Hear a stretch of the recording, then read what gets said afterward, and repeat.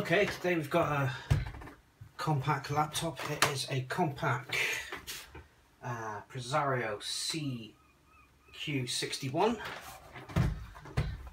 It is dead. It powers on, but we get a single flash from the caps lock and the num lock keys. Just flash, and then space, flash, space. The fan's running. The optical drive has power. There's lights there. The Wi-Fi light is on, but it's orange, not white, which it should be. And there's no display. Now, I've already reseated the CPU, and that has not resolved the issue. The single flash from the maintenance manual indicates a CPU failure, so I have a replacement which I'm going to fit. So let's get started. First of all, I'm going to remove the battery, and then I'm going to remove screwdrivers. I'm going to remove the expansion cover with the 4 screws that hold it on.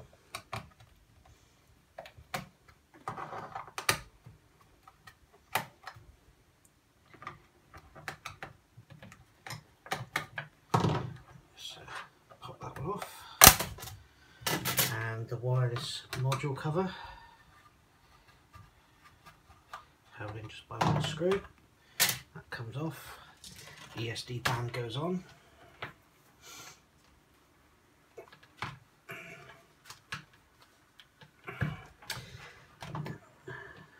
Let's remove the connectors for the wireless module and the screw holding it in.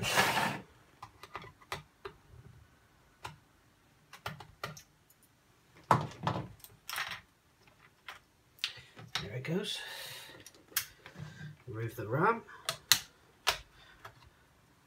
It goes, and the hard drive, which is held in by a further 2 screws here and here.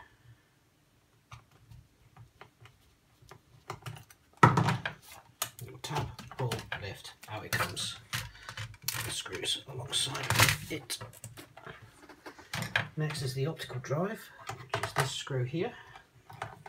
It's marked with a little picture of a CD.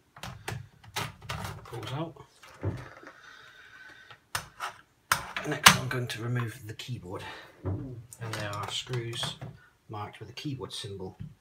There's one there, there, and there was another one. We'll find it in a minute. There. So let's get them out.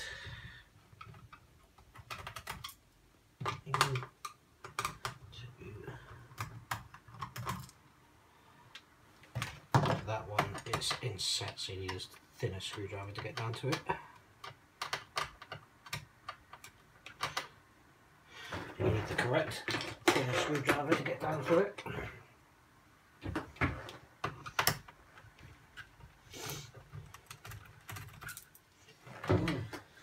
I believe there was one more, which is that one. No, got that one. That one. CD. Let's get that. That's that. That's that. That's that. Ah, yes. There's a couple of screws underneath the battery cover here. So there's a screw there.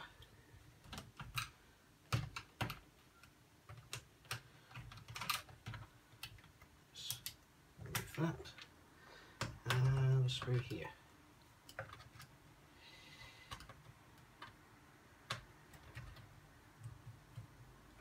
In the corner.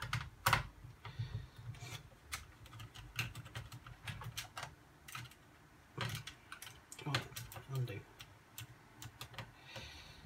Magnetic isn't quite as strong on that screwdriver as it is on this one. Let's get rid of that one. There we go. Now, flip the laptop over. Just gradually lift gently at the back of the keyboard and around.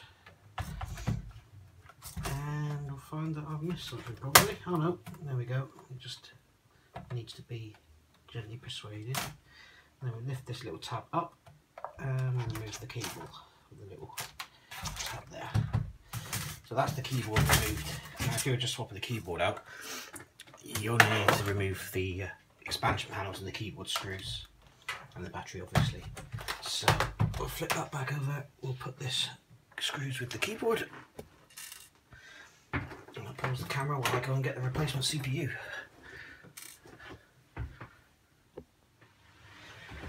Right, you have to excuse the noise because I've had to get a fan. It is uncomfortably hot in here today. Hopefully it won't affect the sound too much. But this is the replacement CPU, which I purchased on eBay.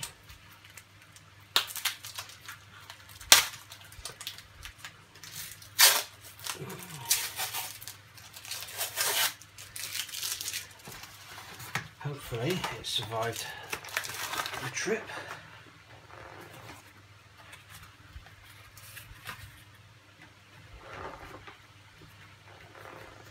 Yeah.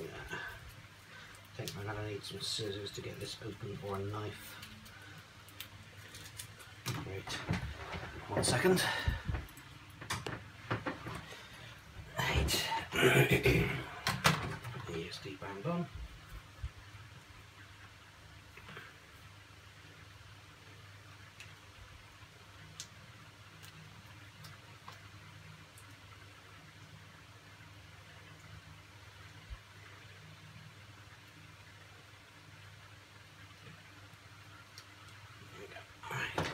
That's that done. Right, try and get this open gently because this is the type of CPU that has pins.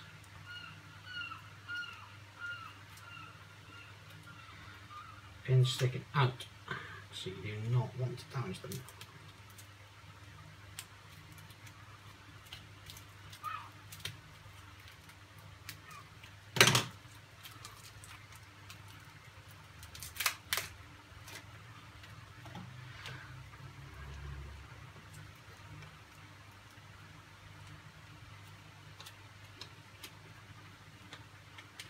This is a used CPU because it's not really possible to get this particular CPU brand new anymore. It's a Sempron M120.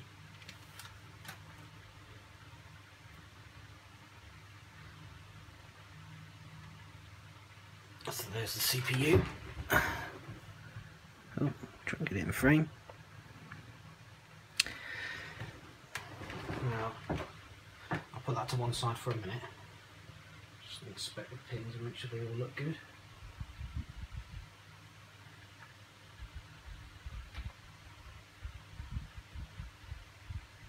Yeah, it looks like it survived the trip. I don't see any bent pins, which is always good.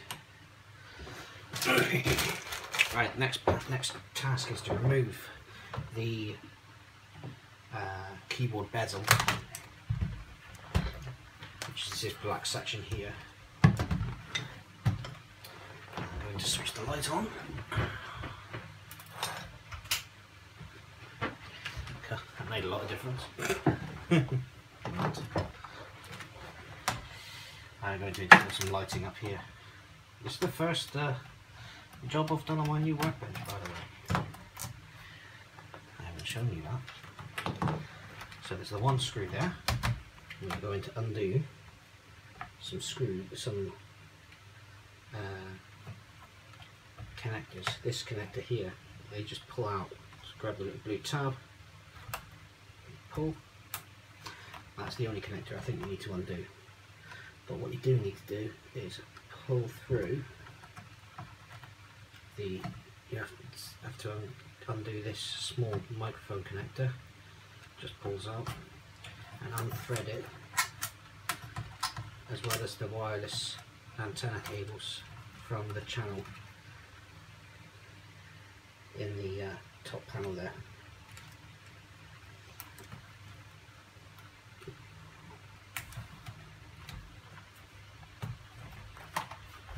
Now, the bezel panel are marked with screws with arrows on them, but what I'm going to do, I'm just going to go and remove all of the screws because they do all have to come out anyway. So this is literally just a case of remove everything. Nearly lost a screw then. Let's put that to one side. And what I usually do is lay the screws out in a pattern the same way that they go in, so you know you're getting the right screw in the right place.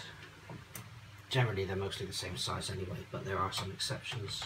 In this case they're all the same except the ones that go underneath the battery. So I'll take this off.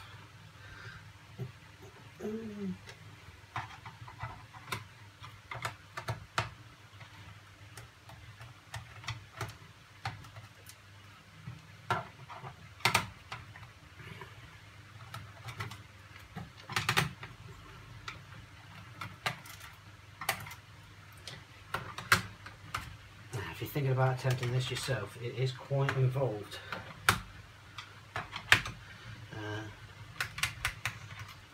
It is certainly doable, as long as you feel comfortable taking the laptop completely apart. There's lots of fiddly bits. It's not that bad, to be honest, but it can seem a bit more daunting at first. But once you've done it a couple of times with a few laptops, you do get used to it. So these are the smaller screws I'm on about underneath the battery here. Of course the usual disclaimer applies. If you do attempt this, it is at your own risk. I take no responsibility for any damage you may cause.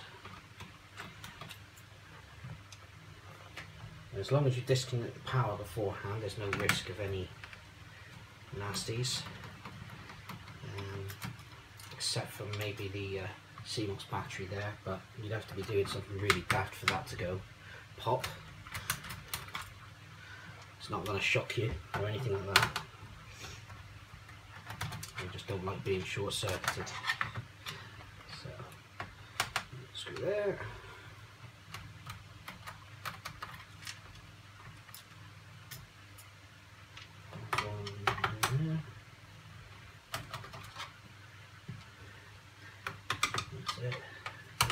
There's one in there as well.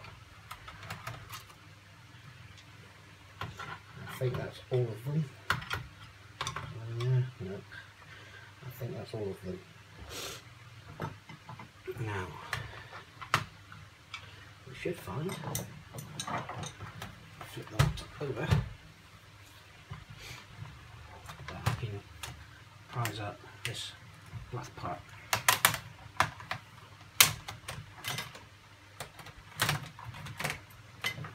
You'll see it lift off. So that's that. Next we need to disconnect this cable, which goes to the trackpad, I believe. You need to make sure that these are unthreaded. Make sure your Wi-Fi antenna cables, your wireless antenna cables, and your microphone cable. For some reason that's stuck. Let's just try and get that out of there. There we go.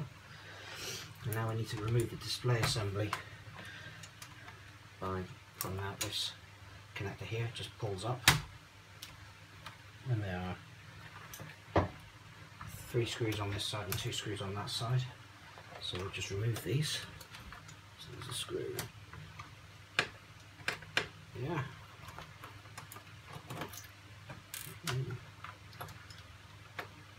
Best to try and keep this display as close to 90 degrees as possible when you do this, because that way it pushes directly down on the frame and doesn't put any forward or backward pressure on it, which is likely to break plastics. So try and keep your display at an exact 90-degree angle, and don't push forward or back on it. Don't try and close the lid or anything while you've got some screws undone, because you will stress and possibly break the plastics. So there's 5 screws in total for the display. So this is the last one coming out now, hopefully. There we go. You see the display flopped back a bit there because I didn't have it quite at a 90-degree angle. So I'm supporting it now, and it should just literally lift off. So that's the display assembly removed. The next thing to remove is the actual palm rest itself. So there is the trackpad connector, which is disconnected. The other connectors we can remove in a second. So literally you might need a card or something along those lines to do this, but in fact it looks like I'm going to need one. Oh, hang on a second, maybe not. If you can get it started, now this one's got a broken trackpad button, look. That's alright. Usually they're holding when the screws are in place. There we go.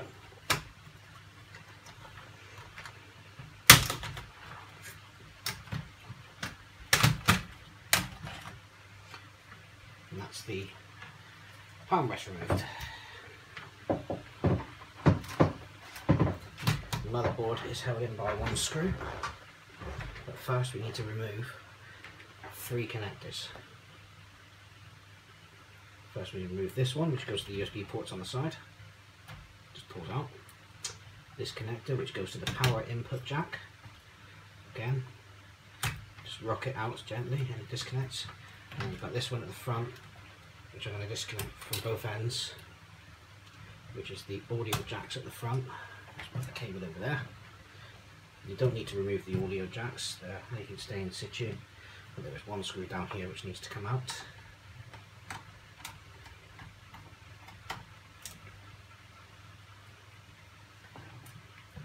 And then the whole board,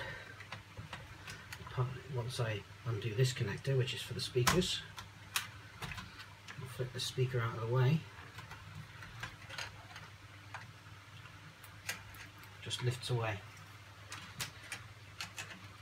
Just get rid of the base plate.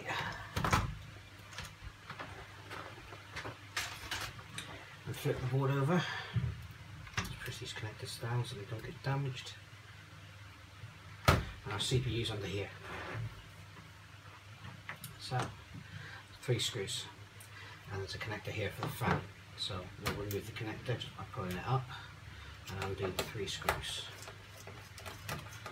This will dismount the heatsink. These are captive screws, they're spring mounted so they don't come out altogether.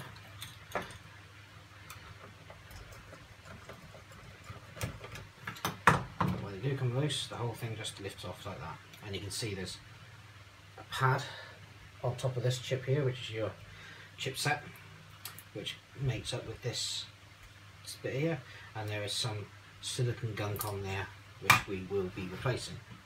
Now, to remove the CPU, you need a small flathead screwdriver. You put it into the screw at the top of the socket. Assuming you get a screwdriver that fits, let me just check. I think this screwdriver might not be the right size. Oh no, there we go. And you turn it anti-clockwise by 180 degrees. Don't turn it any more than that. And then the CPU will literally just lift out. There's our old CPU. I'm taking note of the pin orientation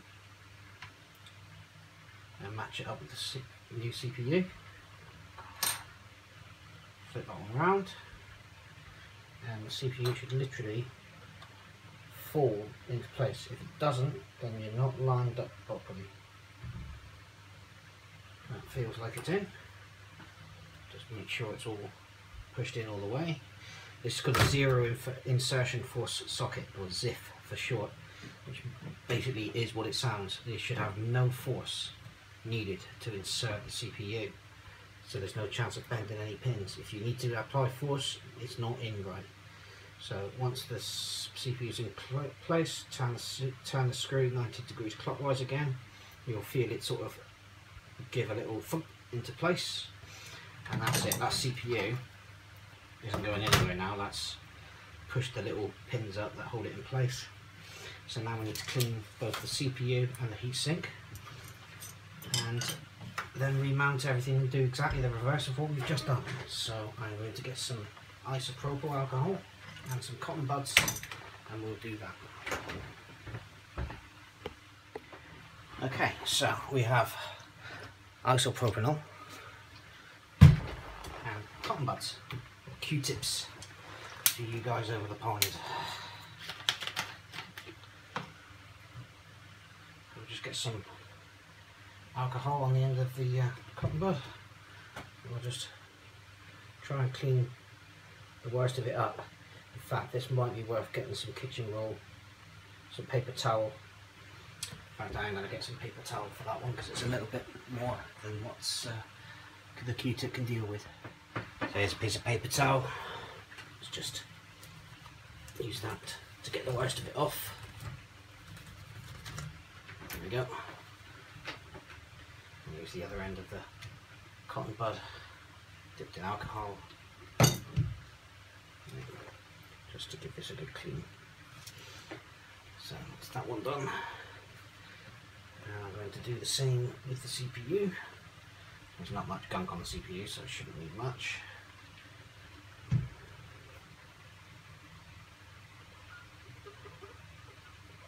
Just get the die nice and clean.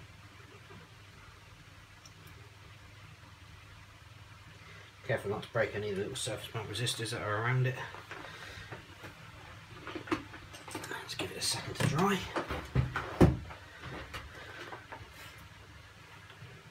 If you're not sure if it's dry or not, just give it a quick wipe over with a cotton bud.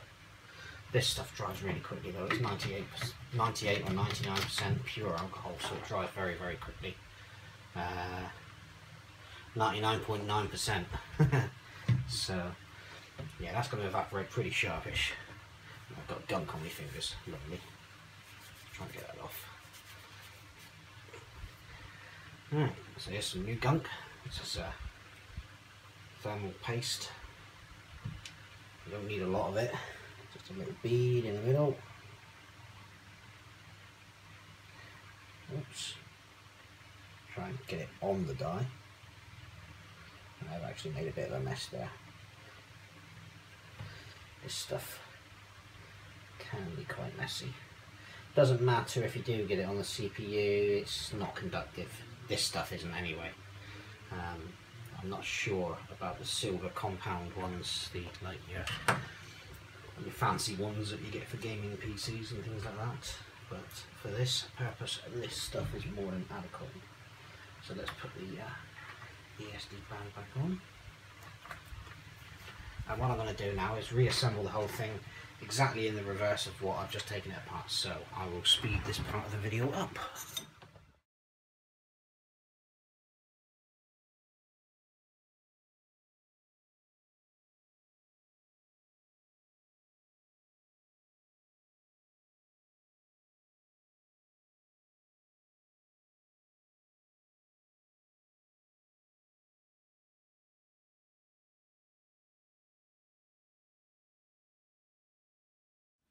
So here's the moment of truth. Does it work? No, it doesn't. And there's a very good reason for that, I believe. Well, the reason it didn't power up just a minute ago is because the battery was flat. However, this repair is a fail. As you can see, we're still getting the flashing light. Flashing light there. So the faulty CPU, well, it probably wasn't a faulty CPU. This has got to be a system board fault, possibly like a ball grid array chip gone bad. You know, bad connections underneath the chip. I could try reflowing it, but that's only ever a temporary fix. You know, and there is arguments on how effective that is as to reflowing. Whether the actual problem is the ball soldered connections underneath the chip, or whether it's actually something within the chip itself.